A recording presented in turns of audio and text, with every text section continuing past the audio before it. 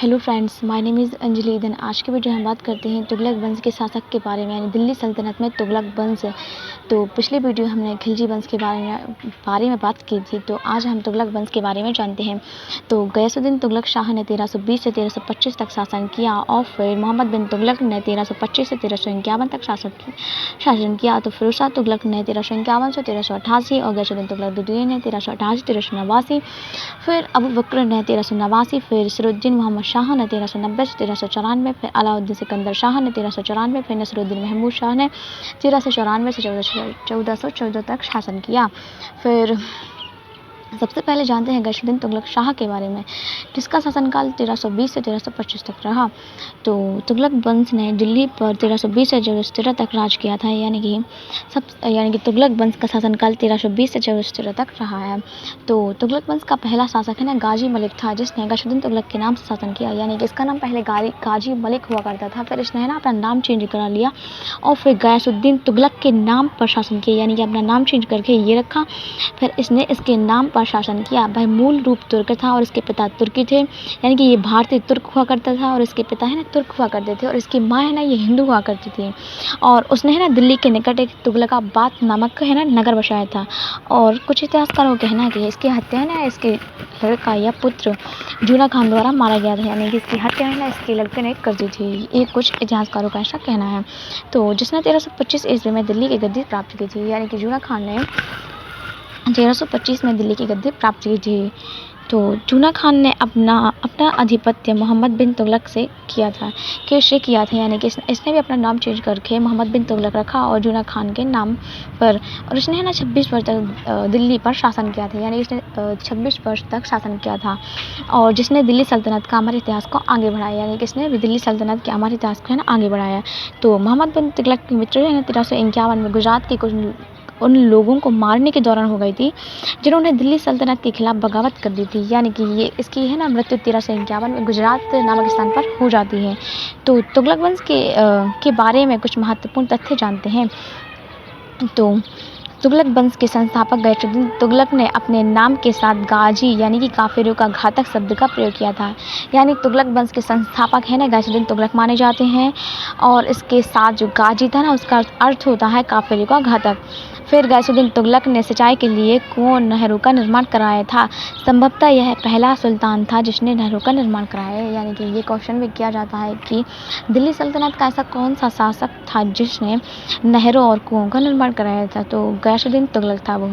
तो गयासुद्दीन तुगलक की मृत्यु के बाद उसका पुत्र था है ना जो जौना खां मोहम्मद बिन तुगलक गद्दी पर बैठा, यानी कि इस नाम से वह गद्दी पर बैठा।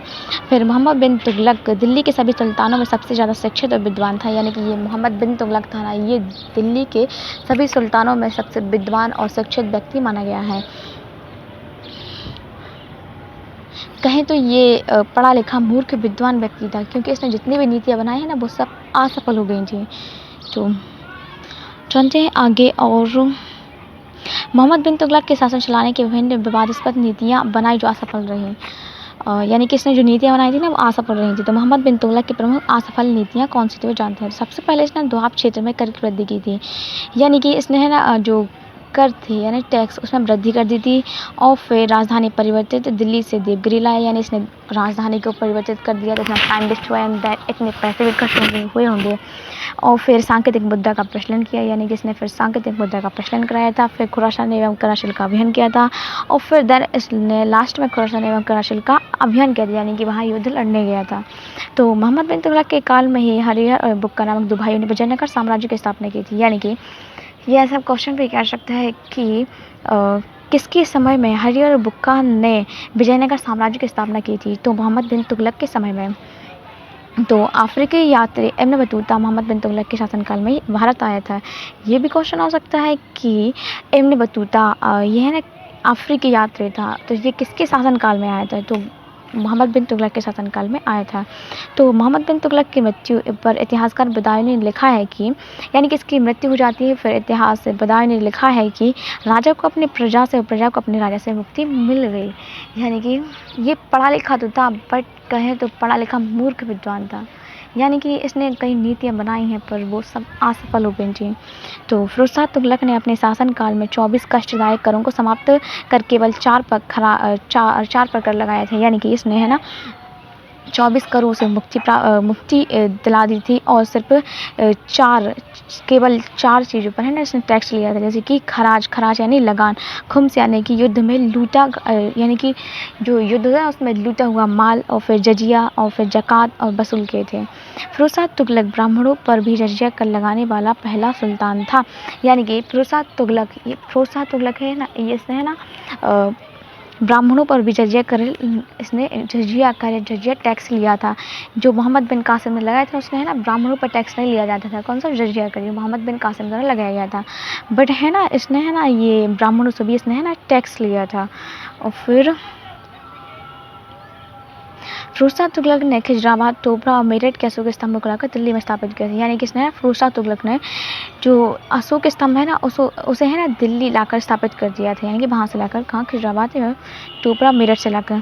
फिरोज़ शाह तुगलक ने जाजनगर यानी कि उड़ीसा के शासक थे, यानी कि उड़ीसा के जो शासक थे भानुदेव, उसे हराया और जगन्नाथ मंदिर को ध्वस्त कर दिया। यानी कि वहाँ लूटपाट की और उस मंदिर को तोड़ फोड़ कर दी, यानी कि जगन्नाथ मंदिर को। तो फिरोज़ शाह ने नगरकोट स्थित ज्वालामुखी मंदिर को भी ध्वस्त किया। यानी कि फिरोज़ शाह तुगलक ने नगरकोट है ना वहाँ पर भी ज्वालामुखी मंदिर था ना, उससे भी लूटपाट की और वहाँ भी उसको भी ध्वस्त कर दिया, तोड़ फोड़ कर दी उस मंदिर की। तो 1300 ग्रंथ है ना वहाँ से लूट कर लाया और उसका है ना फारसी भाषा में ट्रांसलेट कर दिया, उसका अनुवाद करवाया, जिसे दलायत फिरोज़शाही नाम दिया। फिर उसका नाम दलायत फिरोज़शाही नाम रख दिया था।